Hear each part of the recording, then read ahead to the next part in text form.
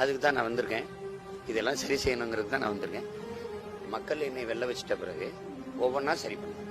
ஒருவேளை நாட்டை நான் கைப்பற்றாம வேற ஒருத்தர் அதிகாரம் போயிட்டு எனக்கு ஒண்ணுமே உதவலைன்னா கூட நான் உலகம் பூரா பிச்சை எடுத்தாவது நான் நினைக்கிறத செய்வேன்.